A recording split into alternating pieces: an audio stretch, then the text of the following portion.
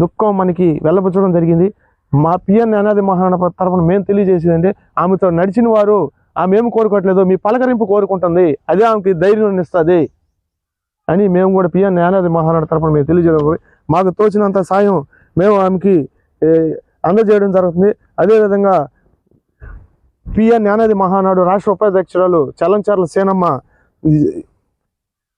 సత్యవతి అక్కకి ఈ ఆకుకూరలు, క్యారెట్, బీట్రూట్ సంబంధించిన కొన్ని కూరగాయలు తెచ్చి ఆమెకు తోచినంత సాయం బాపట్ల సత్యవతమ్మ గారికి ఇవ్వడం జరుగుతుంది.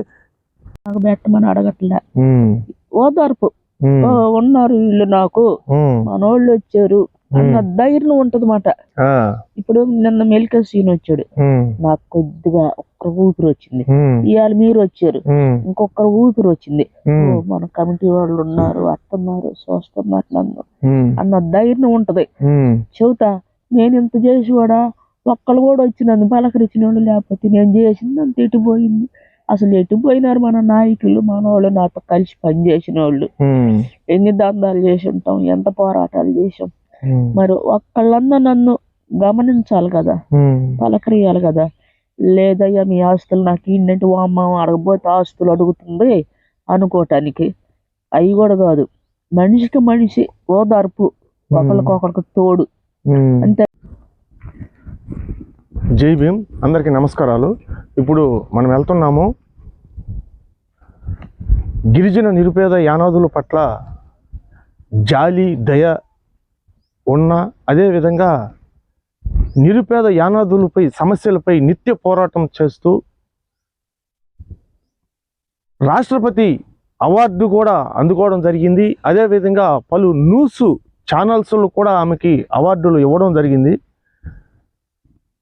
ఆమెకు అనారోగ్య కారణం ద్వారా హాస్పిటల్లో చికిత్స పొందుతూ ఇంటికి రావడం జరిగింది.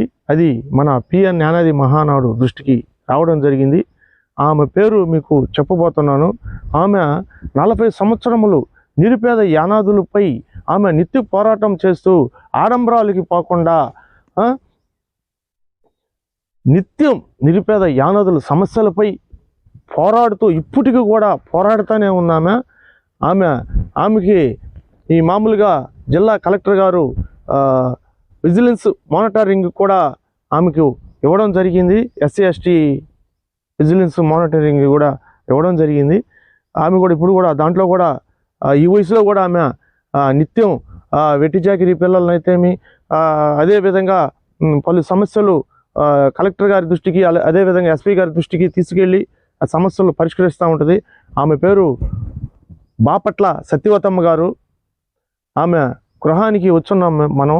ఆమె ఉంటున్న సొంత నివాసము, గృహము ఉంటున్న ఊరి పేరు ఉడ్డవసిపేట, అల్లూరు మండలం, కావిలి నియోజకవర్గం, శ్రీ పొట్టి శ్రీరాములు, నెల్లూరు జిల్లా, ఆంధ్రప్రదేశ్. ఇప్పుడు మనం ఆమెను పరామర్శించడానికి వెళ్తున్నాము.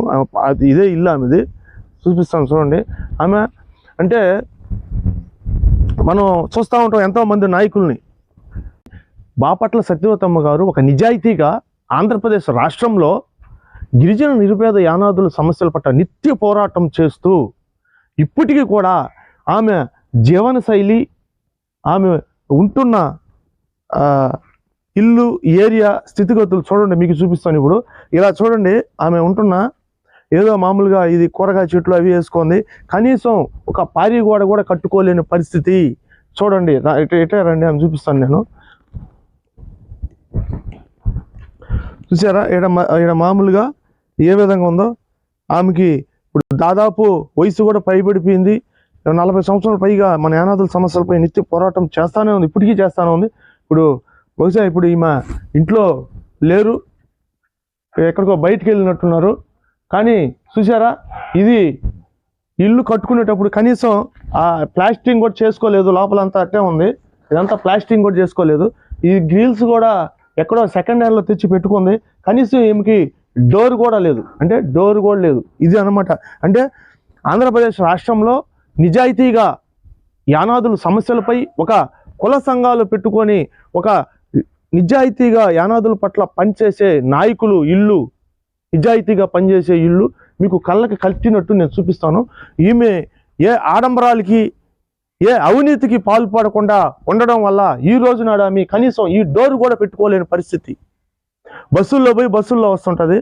ఈమెను ఆదర్శంగా చేసుకొని నేను ముందుకెళ్తున్నాను. ఎందుకంటే ఈమె కూడా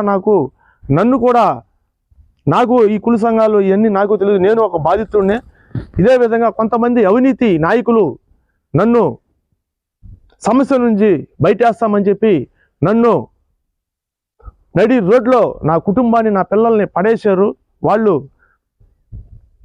నిందితుల సైడు మాట్లాడి నా కుటుంబానికి అన్యాయం చేసి నా వ్యాపారాలన్నీ దెబ్బతినేట్టుగా తీశారు. అలాంటి టైంలో నాకు ఆశ్రయాన్ని ఇచ్చి ఇదే ఇంట్లో మేము నా పిల్లలు నా భార్యతో మేము వారం రోజులు ఇదే ఇంట్లో ఉన్నాము. ఆమె తీసుకొచ్చి ఇక్కడ మాకు అన్ని మంచి చెడ్డలు చూసి, శ్రీను, ఆంధ్రప్రదేశ్ రాష్ట్రంలో కొంతమంది అవినీతి నాయకులు కారణం చేత నువ్వే కాదు చాలా మంది యానాదులు బలైపోతున్నారు. చైతన్యవంతుడై నువ్వు బయటకు వచ్చావు, వెలుగులోకి వచ్చావు, కానీ నీకు న్యాయం జరగలేదు.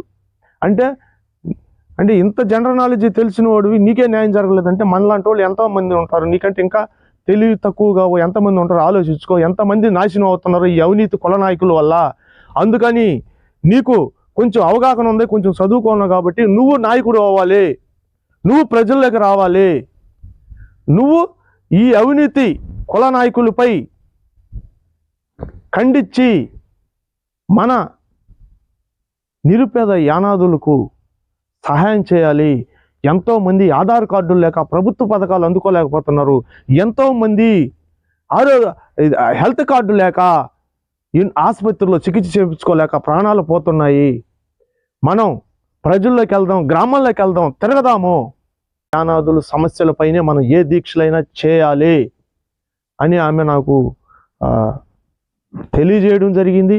ఆమె అడుగుజాడల్లో నేను కూడా బాపట్ల సత్యవతమ్మ అడుగుజాడల్లో కూడా నేను నడవడం జరుగుతుంది. ఇప్పటికీ కూడా ఆమె అడుగుజాడల్లోనే నేను ఆంధ్రప్రదేశ్ రాష్ట్రంలో ఆయా జిల్లాలో మండలాల్లో పర్యటిస్తూ నిరుపేద యానాదుల సమస్యలపై నిత్య పోరాటం చేస్తూ అనారోగ్య సమస్యలతో ఉన్నవారిని హాస్పిటల్లో చికిత్స చేపించి వారిని క్షేమంగా ఇళ్ళకి తీసుకురావడం జరుగుతుంది. అదేవిధంగా ఆధార్, రేషన్, హెల్త్, జాబ్ కార్డులు, ఇన్సూరెన్స్ కార్డులు లేని వాళ్ళు కూడా మనం సంబంధిత అధికారులతో మాట్లాడి వారికి తీయించడం కూడా జరుగుతుంది. ఈ విధంగా ప్రతి ఒక్కరూ మన ఒక నిజాయితీగా పనిచేయాలని నేను కూడా పిఎన్ యానాది మహానాడు తరపున నేను తెలియజేయడం జరుగుతుంది. అదేవిధంగా ఇప్పుడు మీకు చూపించాను కదా, అంటే ఒకసారి చూడండి ఆమె ఇల్లు, అక్కడ నుంచి చూడండి. ఏ ఆడంబరాలకి పోకుండా ఒక నిజాయితీగా, అవినీతికి పాల్పడకుండా ఒక నిజాయితీగా పని చేయడం వల్లనే ఇప్పుడు ఆమె ఇల్లు మీకు చూశారు కదా, ఈ విధంగా ఉంటుందన్నమాట. అంటే బాపట్ల సత్యవతమ్మ గారిని మనం పలకరించడానికి వచ్చాం, కానీ ఆమె అనుభవాల్ని మీకు గుర్తు చేస్తున్నాను. ఏ ఆడంబరాలకి పోకుండా అవినీతికి పాల్పడకుండా ఉండడం వల్ల ఈ రోజు నాడు కూడా ఆమె ఈ విధంగా ఒక సాధారణమైన జీవితం అనుభవిస్తున్నారు. ఇవి తెలుసుకోవాలి, ప్రజలు గమనించాలి, మన యానాదులు గమనించాలి. ఊరికే